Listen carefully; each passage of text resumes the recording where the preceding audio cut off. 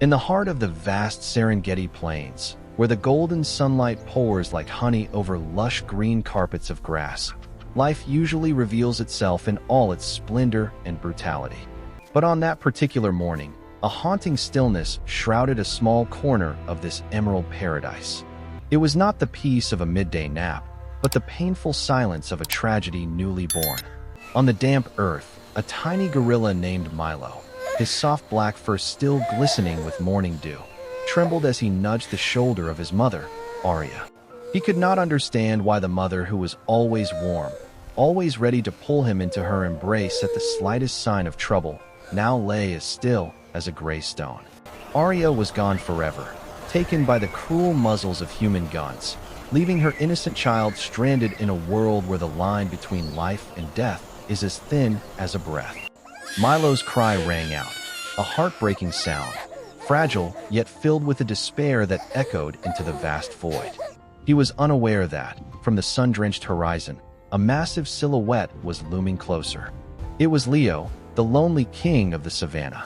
Ordinarily, this would be the end of a pathetic soul. But in the Serengeti that day, a miracle far beyond the laws of nature was about to begin, a story that would force us to completely redefine compassion. The distance between Leo and Milo steadily closed.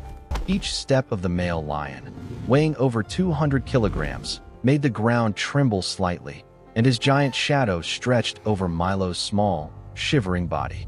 In the natural world, this was an indisputable scenario, a weak, defenseless prey standing before a predator at the peak of the food chain.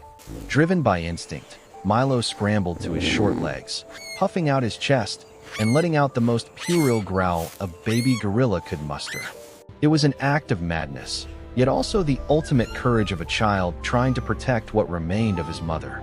Leo stopped, his glowing amber eyes, usually filled with the coldness of an assassin, narrowed as if observing something extraordinary. He did not bare his teeth, he did not roar, nor did he crouch to spring. The king of the savannah simply stood there, his ears twitching slightly to catch Milo's stifled sobs.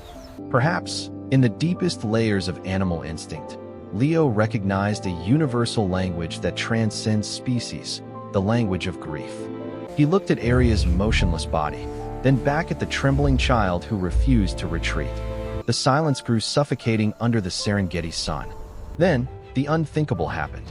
Leo slowly lowered his head to the ground. This was not an attack posture, but a baffling gesture of humility. He drew closer, his nose twitching at the air heavy with the scent of loss. Milo, transitioning from absolute terror, suddenly felt a strange energy. There was no scent of a threat, no murderous intent. The little gorilla looked into the lion's deep eyes, and in a moment, a spiritual connection was forged. Milo did something no biologist could explain.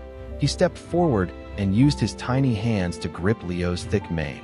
Instead of shaking him off, the lion remained as still as a statue, allowing the poor child to climb onto his back. With Milo perched atop him, Leo began to stride. He didn't run. He walked firmly and majestically, carrying a burden that was small in size but heavy with hope. That image, a lion carrying a gorilla across the brilliant green savanna, looked like a painting from a myth, defying the harshest rules of survival known to man.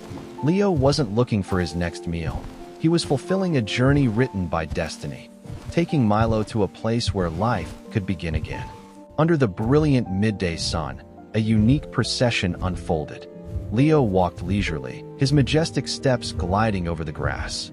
On his back, Milo clung to the golden mane, his large eyes wide with wonder as the world receded behind them. The sight seemed to make the entire savanna hold its breath. Herds of antelope grazing nearby raised their heads in shock. Leopards on high branches paused their rest to witness this anomaly. Predator and prey were no longer rivals, but a miraculous combination of compassion. Leo seemed to know exactly where he needed to go. He did not head toward his den or familiar hunting grounds, but steered straight for the edge of the reserve, where humans were present. Throughout the long trek, Leo showed no signs of fatigue or impatience. Whenever they crossed rugged terrain, he slowed his pace, his body moving fluidly to keep Milo from falling. After hours of panic, The little gorilla found a strange solace in the warmth radiating from the lion's hide. An invisible but unbreakable bond had been tied between two beings from completely different worlds. In the distance, the ranger station appeared with its thatched roofs and dust-covered jeeps. Thomas, a veteran ranger with over 20 years of experience, was watching through binoculars from the lookout tower. He rubbed his eyes repeatedly, unable to believe his sight. Through the lens, the silhouette of a massive male lion approached, and on its back was a baby gorilla. Thomas stood stunned, the radio in his hand hitting the ground with a dry thud.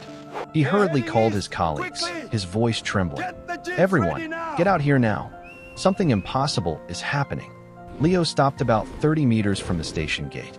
He stood tall in the golden light, as imposing as a deity. The lion slowly lowered his center of gravity, tilting his body so Milo could slide safely onto the grass. When Milo's small feet touched the earth, he turned back to look at Leo, a look filled with a gratitude beyond words. Leo looked at the child one last time, his deep golden eyes seemingly imparting a message before letting out a soft, low growl, not a threat, but a farewell. The king of the Savanna turned and strolled back toward the deep green wilds, leaving Milo to the humans who approached with utter reverence and shock. After Leo vanished into the sun-drenched horizon, Thomas and the ranger team rushed Milo into intensive care. The little gorilla was no longer screaming, but his silence was more haunting than his previous cries. Milo curled into a corner of the enclosure, his hollow eyes staring into space, his tiny hands still clutching a few golden hairs from Leo's mane as if trying to hold onto the last bit of protective warmth. To understand what had transpired, Thomas and two colleagues took a jeep back, following the lion's tracks. After an hour of driving through waist-high grass, they found Arya. The scene made even the most hardened men's hearts tighten. Arya lay there, centered in a circle of green grass stained crimson. Upon examining her, Thomas discovered the bitter truth: 2 bullet holes through her chest. This was not a hunt of nature. It was the mark of greed and cruelty from poachers. The contrast was painfully ironic. Humans, the self-proclaimed civilized ones, had stolen a mother's life and left her child for dead. Meanwhile, a lion, dismissed as a cold-blooded monster, had chosen to overcome instinct to become a life-saving hero. Thomas clenched his fists, promising Arya's spirit that her death would not be in vain. Milo was moved to a nearby rehabilitation center, but the greatest challenge was just beginning. Physical wounds heal, but the scars on the soul run deep. Milo refused to eat, couldn't sleep, and lived in a constant state of terror.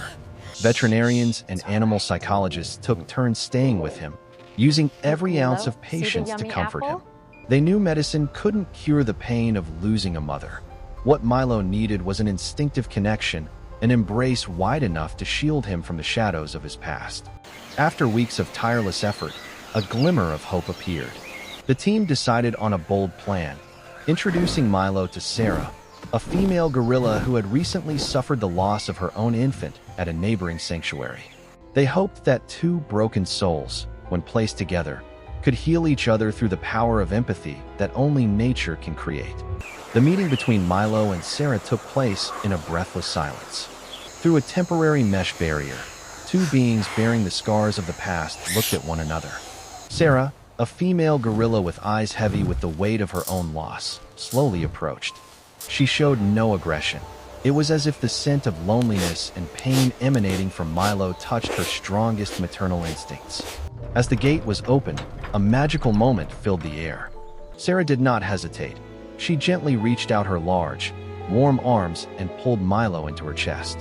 Milo, after days of living in hypervigilance and fear, suddenly let his shoulders drop and buried his head in Sarah's thick fur. A soft whimper escaped him, not a cry for help, but the sound of a child who had finally found his way home. Tears streamed down Thomas's cheeks as he watched through the glass. The miracle of compassion, sparked by a wild lion, was now brought to completion by the grace of a fellow gorilla and the dedication of humans. The story of Milo and Leo is not just a tale of miraculous survival on the Serengeti. It is a profound lesson that challenges every prejudice we hold about the natural world. We often speak of the law of the jungle as something purely brutal, But in reality, nature contains connections that transcend scientific understanding. A predator can become a protector, and two broken hearts can build a new life together.